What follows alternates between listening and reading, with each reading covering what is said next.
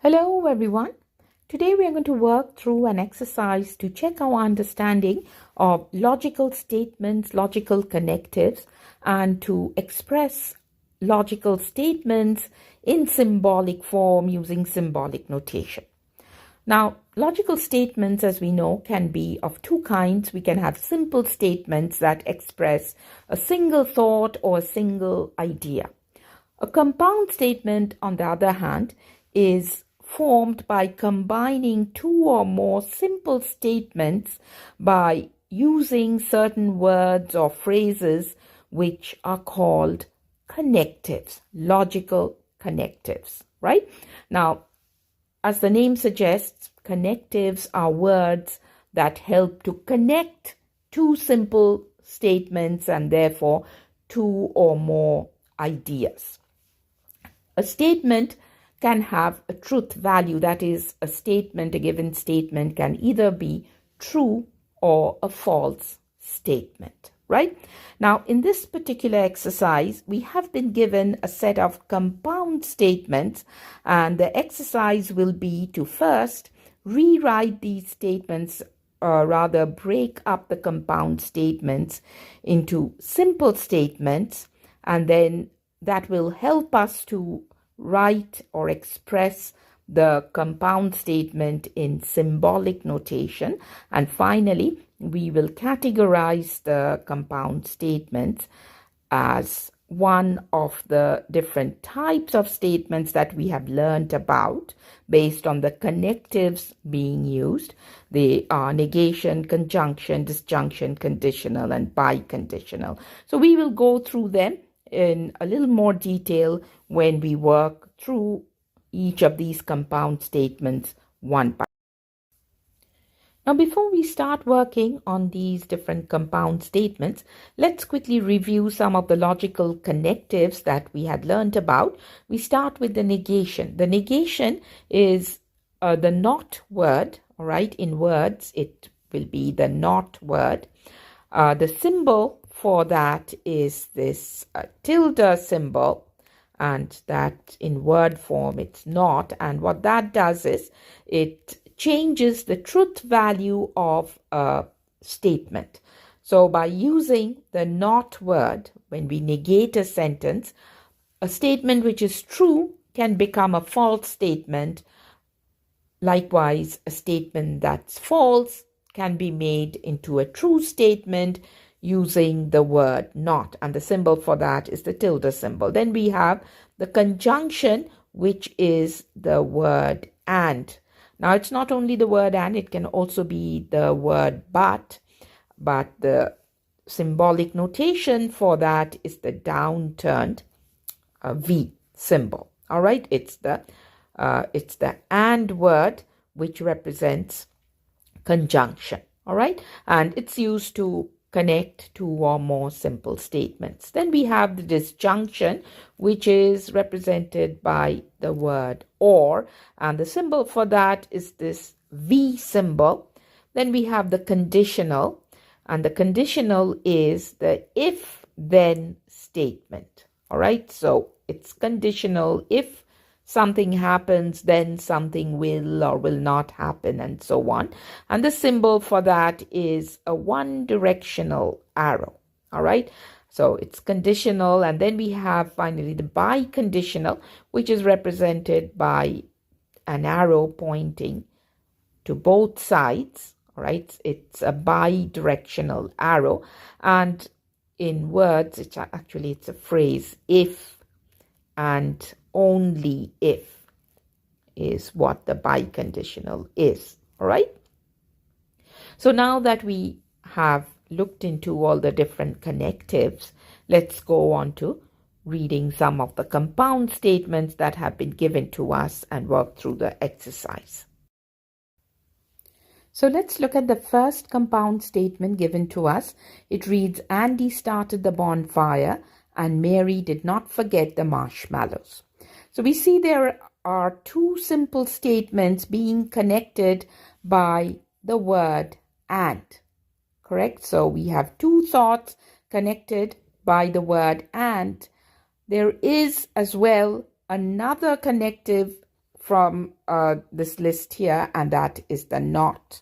So there is negation involved as well. So I'm going to make that stand out because we have to factor that in when we are writing this statement in symbolic notation. All right. So the first step will be to split this compound statement into two simple statements. I'm going to start by writing the letter P, because the first statement is going to be represented by the letter P. So P and then a colon sign. And then I'm going to write the first statement, which is Andy, first simple statement, which is Andy started the bonfire. The bonfire. And the second part of the statement, which is the second simple statement, is going to be represented by the letter Q, and it's going to be formed out of Mary did not forget the marshmallows. However, when we write it as a simple statement, we leave out the not, we leave out the negation. All right, we write it as an affirmative statement, so it's just going to be written as Mary forgot the marshmallows. All right, so when we write our simple statements, we do not include any of the connectives that we learned and that are listed here. All right, so now we are going to write this entire statement in symbolic notation. We are going to start with P, which is Andy started the bonfire. So P, and then there is the and connective, which will be symbolically represented by this downturned V.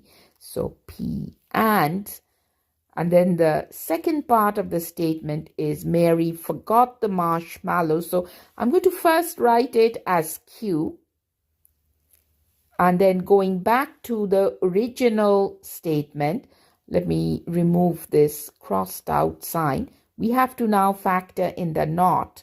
So we have to negate Q.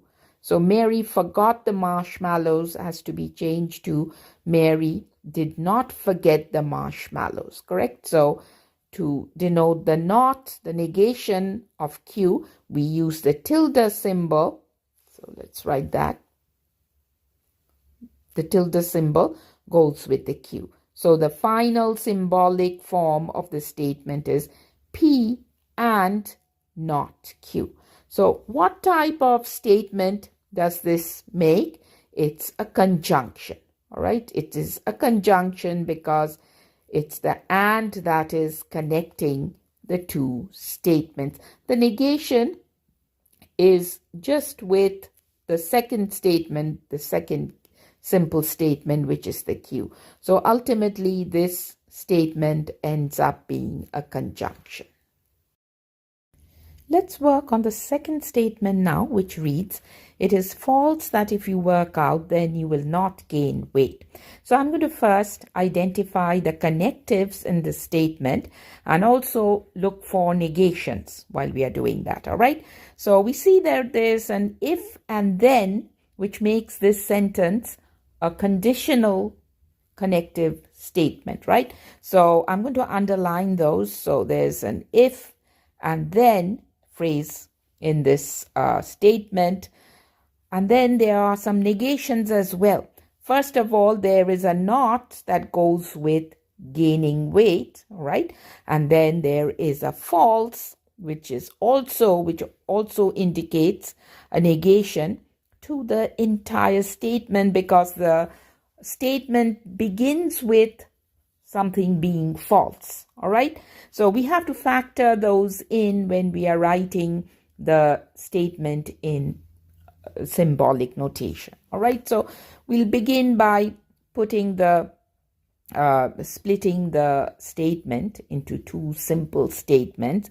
So the first simple statement is going to be represented by the letter P, and that is the part that goes with if. So the part that goes with if is called the antecedent, if you remember, and the part that goes with then is called the consequent. all right? The result that will happen if something happens, all right? So P colon is going to be you work out. That's the simple statement for P. And the Q, the other simple statement, is going to be you will gain weight. Recall that we leave out the connectives and the negations when writing the simple statements. So it's going to be you will gain weight. Now the next step is to put this all in symbolic notation. It's if you work out, so we are going to use the notation, the symbols for conditional. We'll start with P, if you work out, so it's going to be P, and then followed by the one directional arrow.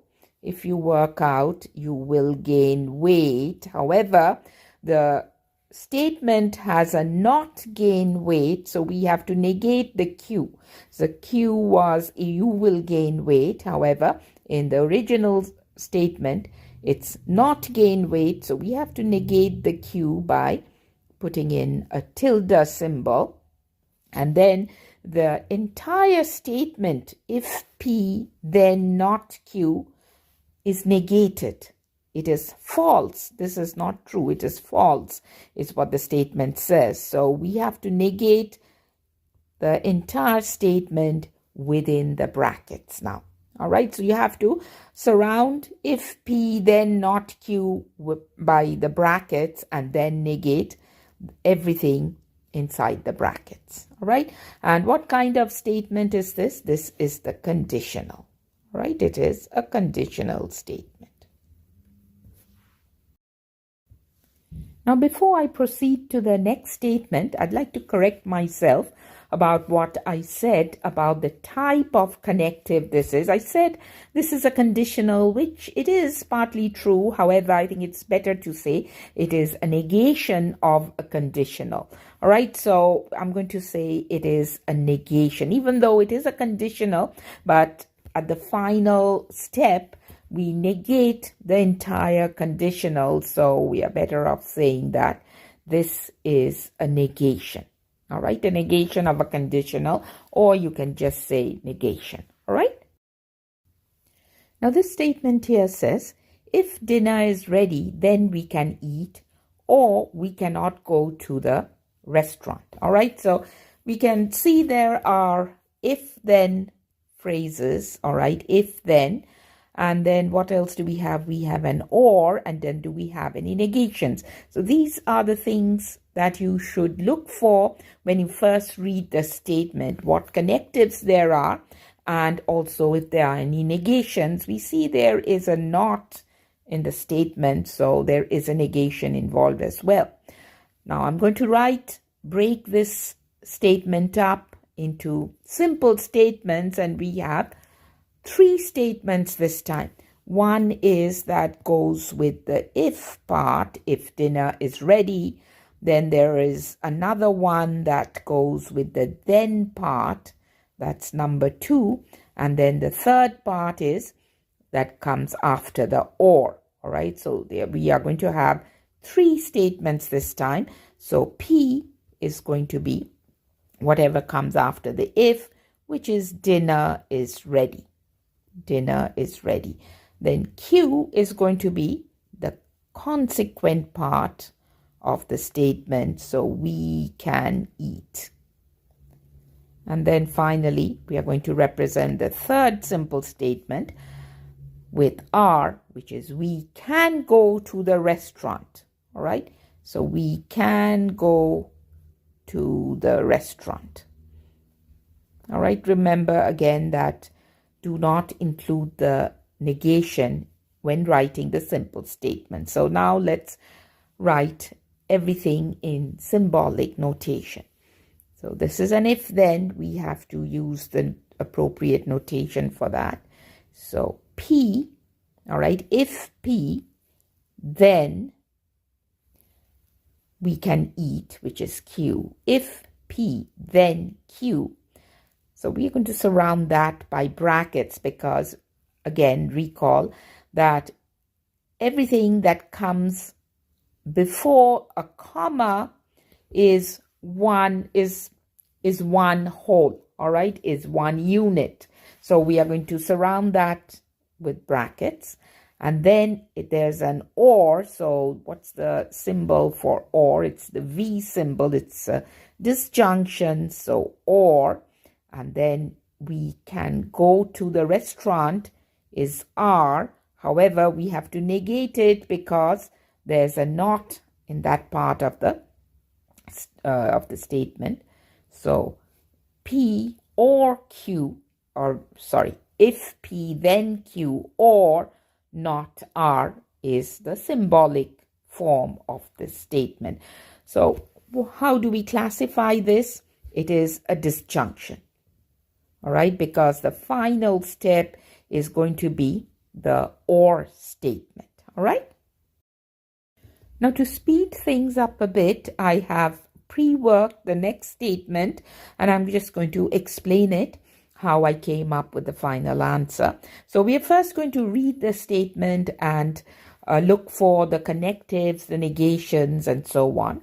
So the statement reads, if the food has fiber or the food has vitamins, then you will be healthy. All right, so first let's look for the connectives in it. We have an if then, so we have a conditional statement here, if then. And then the if part of it has an or connective. All right, so just with the if part of the statement, there are two simple statements connected by an or. So I'm going to surround that with brackets. All right, so I'm going to surround this entire part of the statement that comes before the comma and after the if with brackets, because that represents one unit. So I've represented P as the food has fiber, whatever comes after the if and before the or. Then Q represents whatever comes before the or, whatever comes after the or, but before the comma, which is the food has vitamins, right? This part. And then the third statement is R, which is you will be healthy, whatever comes after the then word. All right. So now how do we represent the entire statement in symbolic form, right? So it's the food has fiber or the food has vitamins need to be represented first, all right? So the food has fiber is P, correct? That's P.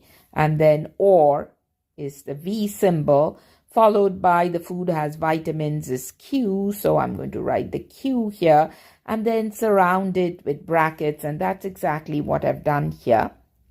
And then we have to work on the conditional part of it, which is if then, and that's represented by the single bidirectional arrow, single one directional arrow, not bidirectional, that's for biconditionals, but one directional arrow, followed by R, which is you will be healthy. So this reads as if P or Q, then R. So the entire statement is of the type conditional, all right? Let's work on one more statement before we end this. It says, if Corliss is teaching, then Faye is in the math lab. If and only if it is not a weekend.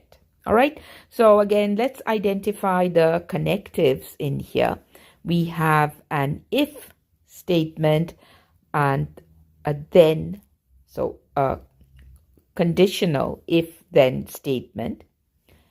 And then we also have an if and only if biconditional statement. All right. And then let's look for any negations here. Yes, we have a negation. It is not a weekend. All right. So based on this, let's break the compound statement into simple statements. The first one is what comes after the if, which is if Corliss is teaching. So P represents Corliss is teaching, and then Q will represent Faye is in the math lab. That's the second simple statement.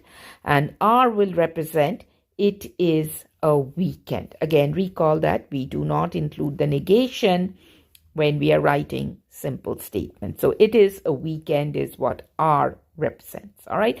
So now let's try to put together the symbolic notation of this. If Corliss is teaching, then Faye is in the math lab. So this is a conditional statement. So if P, over here, it's if P, then Q, and you have to surround that with brackets. If P, then Q. And then if and only if is denoted by the bidirectional arrow, correct? So bidirectional arrow represents if and only if. It is a weekend is R, correct? However, the statement says it is not a weekend, correct? So not R. So the whole statement in symbolic form is if P, then Q, if and only if not R. And again, this is a biconditional type of connective, right?